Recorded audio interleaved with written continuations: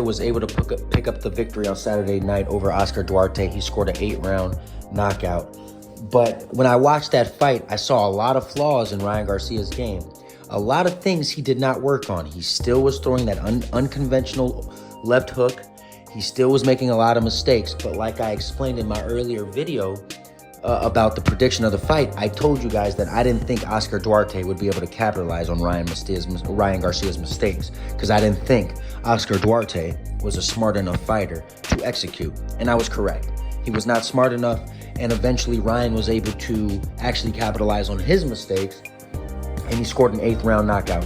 It was a rather good win for Ryan Garcia. It was an entertaining fight. It wasn't a boring fight. It was a good win for him, but I think he needs to slow his roll. I think people still saw his weaknesses.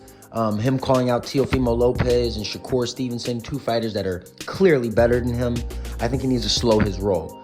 He after the fight, they asked him who he wants to fight next, and he called out Rolly Romero. Now, I think him versus Rolly Romero is actually a much more 50-50 fight. That's a more reasonable call out from Ryan Garcia. Honestly, that's who we should have called out from the very beginning. Calling out Teofimo Lopez, calling out Shakur Stevenson just seemed like a clout-chasing move, in my opinion, because he knows, the boxing world knows, and the world knows he can't compete with either one of those 2 guys. So him calling out Rolly Romero, which is much more on his level, is a much better call out, in my opinion. You know what I'm saying? And I think Ryan Garcia is finally humbled up and maybe he understands going forward who he is and where he's at in his career. He made a fake apology. He didn't even apologize, but he did say that, that he's a man of God, and, he tried to digress on what he said about Bernard and Oscar, even though he clearly meant what he said. And I'm not a big fan of Oscar De La Hoya, but I have to be honest. Oscar De La Hoya and Bernard Hopkins only ever told Ryan Garcia the truth, which is that he's not a superstar. Yes, he's made superstar money, but as a fighter, he's not a superstar. And I think Ryan had a hard time accepting the reality and the truth. He thinks he's this superstar. He thinks he's Crawford. He thinks he's Canelo. He thinks he's on that level. He's not on that level. He has gotten lucky that he had the look to make it far in the game, because boxing is a business, and it's about being able to sell tickets, and that's something Ryan has been able to do.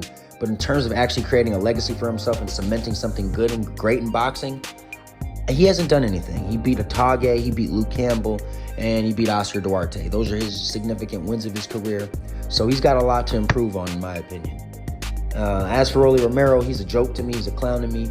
I would actually pick Ryan Garcia to win that fight, because to me, Rolly Romero is one of the most unskilled champions of all time. Gervonta Davis loves to tell people that he's the hardest puncher he's ever faced, so that he can shoot his resume up, make his resume sound better than it is. But we all know Rolly Romero ain't shit, and Gervonta Davis just likes hyping his resume up. And that is my opinion on that. Switching topics, we are a week away from Devin Haney versus Regis Prograis. I am very excited for this fight. I think that it's going to make for a classic. I'm really hoping that Regis has worked on his footwork, man. And we're going to find out this week if he's worked on his footwork or if Devin Haney is going to run circles around him.